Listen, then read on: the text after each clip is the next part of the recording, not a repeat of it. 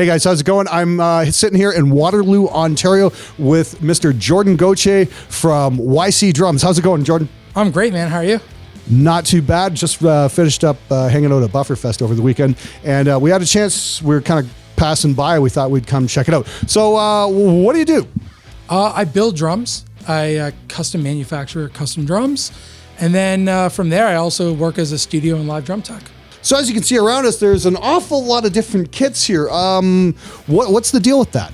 Essentially, the way I kind of look at it is I kind of obsess over collecting and buying and fixing up old drums and new drums as well to use, basically to offer guys in the studios for recording sessions. So when guys hire me as a drum tech, they can also get any gear they want. That usually I have pretty much something that will be good for any kind of. Yeah, and as you can hear, typical to a fucking drummer, yeah, he forgot the WD-40 is fucking thrown when we got a live mic on. This is what this video is all about, just dissing drummers and drum techs. Well, duh.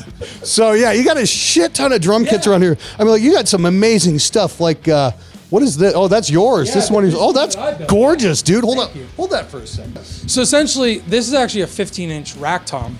The cool thing about this, 15. Yeah. 15. How deep? 15 by 8. Okay. So essentially, it kind of has the characteristics of a smaller rack tom, but you get the low note of a bigger drum. Okay. So essentially, the way this is built, the way I kind of thought about it in my head is, again, it's a 6-ply maple shell with full contact bearing edge.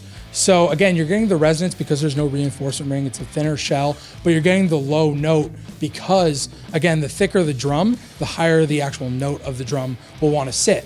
Okay, cool. So that's basically, this is the whole kit, just a kick drum, a floor tom, and one rack tom. Exactly. So very much like a jazz kit. For sure. Jazz kit with Dave Grohl sizes. Like I said, I'm looking around here. You got a shit ton of different stuff here. You got your stuff. I'm seeing some old Rogers stuff, some coronets, a lot of Ludwig stuff. What do you find gets pulled the most for like studio work? Typically with most guys, they kind of end up wanting the biggest request is guys want warm, thick drum sounds. So typically the old 3-ply Ludwigs, this kit, or even the 3-ply Slingerlands, you get these warm, kind of very easy to tune neutral drum sounds. And how often do you find that your own kits wind up in the studio as opposed to some of these old classics you have?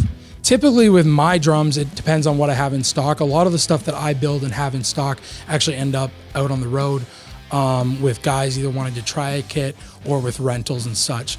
And how many kits would you say you're building a year?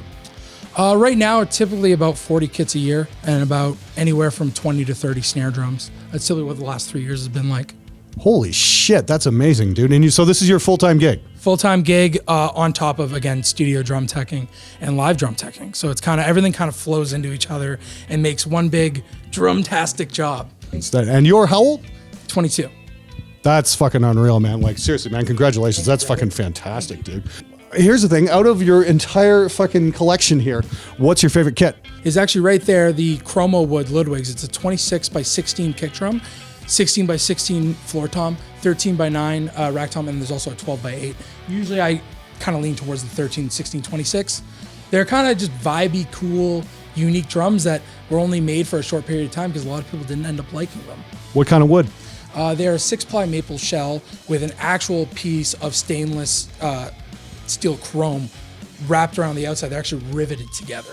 So it's not a drum wrap, it's actually a piece of metal on the drum wrapped around it. Again, a lot of people don't understand is that resonant head, and especially me as a drum tech in the studio, my biggest thing with resonant heads, the resonant head is actually more important than the batter head because that's actually where you're getting your tone from, is where the air from your strike is actually resonating off of that bottom head and circulating through the drum. And that's what you're hearing. Listen to this, guys. This is fucking important stuff. Well, the biggest thing is tuning actually the resonant head and taking more time on the resonant head than tuning the batter head. That's what I find. That's what's always worked for me.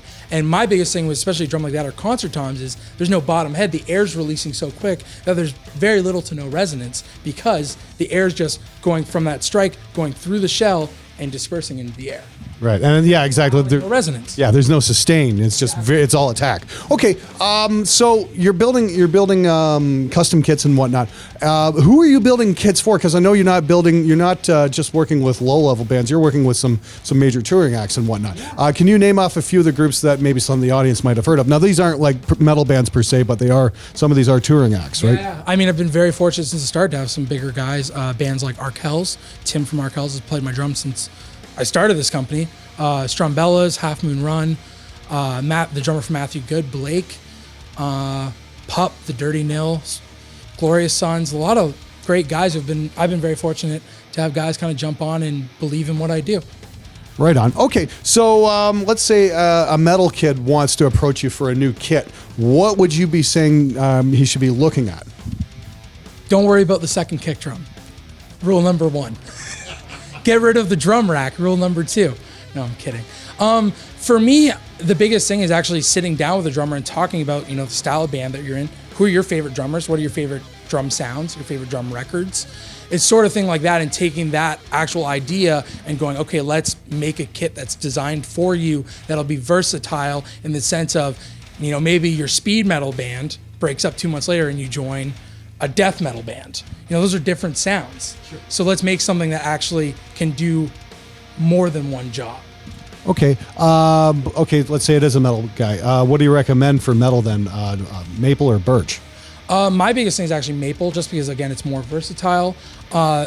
These long kick drums, they look super cool, but they don't sound super cool because the air actually from that batter head is taking so much time to get to the resonant head that you're actually having phase issues a lot of the time because of that.